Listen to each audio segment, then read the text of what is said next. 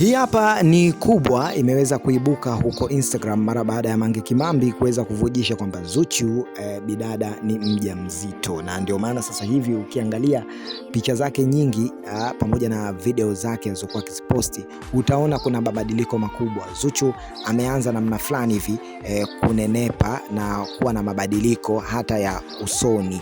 Ukitazama kwa wale watoto wa kike wenyewe, wataalam wa mambo haya wanakwambia kwamba Zuchu ni mjamzito kweli, kwa sababu kuna dalili huwa zinaonekana pale ambapo mwanamke anakuwa ameshika ujauzito, japokuwa bado hajafunguka na kuweka hili wazi kupitia page zake, lakini Mange Kimambi ameweza kutusanua na kutufichulia hili, kumwaga umbea wote hadharani kuhusiana na Zuchu kuwa mjamzito. Ni muda mrefu tumeweza kuona swala hili likiongelewa kwamba kuhusiana na Zuchu kuweza kumzalia Diamond Platnumz. Tuliweza kushuhudia wadau na mashabiki mbalimbali waliokuwa wakiwish maybe Zuchu amletee Diamond Platnumz mtoto mwingine wa kike, kwa sababu Diamond mtoto wa kiume anao wengi, wa kike ni mmoja tu, Tifa. Sasa itakuwa vyema kama Zuchu atamletea Diamond Platnumz mtoto wa kike. Imekuwa ni furaha na pongezi zimekuwa nyingi sana kwenye upande wa comments. Ukipita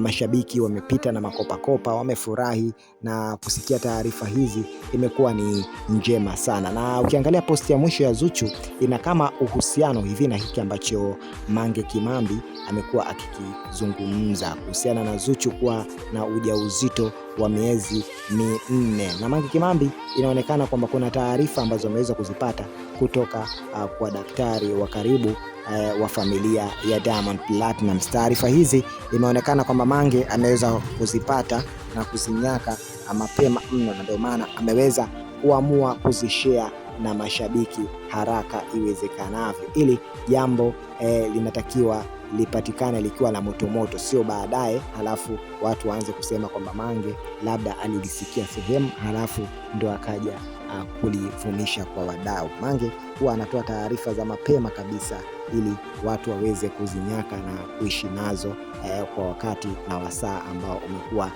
ni murua na ni mzuri. Mimi nikwambie tu, ili usipitwe na habari moto kama hizi, kaa nasi hapa kila siku. Hakikisha umelike, umetoa comment yako hapo chini, lakini pia unaweza kuendelea kusikiliza habari pamoja na burudani zetu kutoka kwetu hapa kila siku.